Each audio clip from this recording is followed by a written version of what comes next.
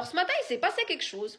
Je reste neutre autant que possible parce que je ne veux pas que vous preniez mon parti, d'accord? Prenez en compte tous les éléments qui vont suivre et faites-vous votre propre avis, s'il vous plaît. Il y a une TikTokeuse qui a fait une vidéo sur moi où elle explique qu'elle a commandé 2 e-books sur l'un de mes sites internet où je vends des e-books, que lorsqu'elle a voulu les ouvrir, ça n'a pas fonctionné et qu'elle a envoyé un email au service client et l'adresse mail était notée comme erronée. Donc quand on m'a identifié dans cette vidéo, la première chose que j'ai faite, je suis allée vérifier sur le site internet et effectivement l'adresse mail était erronée. Donc si quelqu'un d'autre déjà a eu ce souci, vous pouvez renvoyer un email, il n'y a pas de souci, l'adresse mail est de nouveau correcte. Donc c'est la première chose que j'ai fait, je suis allée changer l'email.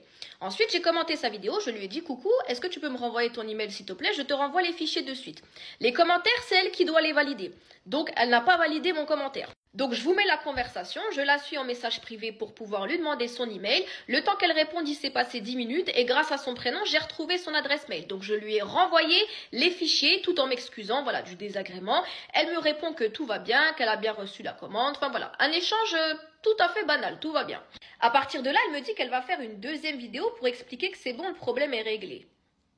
Sachant que sa première vidéo fait plus d'1 minute et qu'elle a les 10K sur TikTok, donc elle va être rémunérée. Ce à quoi je lui dis, franchement, c'est mieux de supprimer la première parce que tu connais les gens d'internet, ils vont retenir que ta première vidéo, ils vont pas calculer la deuxième et ça va me mettre dans une sauce bêtement et injustement. Certes, j'ai fait une erreur d'email, j'ai rectifié le tir, je t'ai renvoyé ta commande, ça y est, il n'y a plus de problème. Je me mange un vu du tonnerre. Je me dis bon, ok, c'est pas grave, peut-être qu'elle est occupée, en plus elle habite en Turquie, peut-être qu'elle est occupée, il n'y a pas de problème. Entre-temps, je retourne sur sa vidéo, mes commentaires à moi n'ont toujours pas été approuvés, donc le premier où je lui demande son adresse mail et le deuxième où je dis que c'est bon, c'est réglé, que je lui ai renvoyé sa commande. Mes 2 commentaires n'ont pas été approuvés, mais entre-temps elle a approuvé d'autres commentaires de gens, notamment où ça parle mal. Bon. Moi, quand j'ai vu ça, je lui renvoie un message. Il s'est passé à peu près 30 minutes entre-temps. Je lui dis, tu valides pas mes commentaires, mais tu valides ceux des autres. Et au passage, ta vidéo, elle a fait à peu près 13 000 vues. Donc, TikTok vont te rémunérer approximativement 3 €. C'est pas un bon investissement que tu es en train de faire. Et ce à quoi elle m'envoie un long pavé. Oui, pourquoi tu dis ça? T'insinues ça? Pourquoi? Je cherche pas le buzz. C'est pour montrer l'avancée aux gens. Bref, je vous mets le commentaire.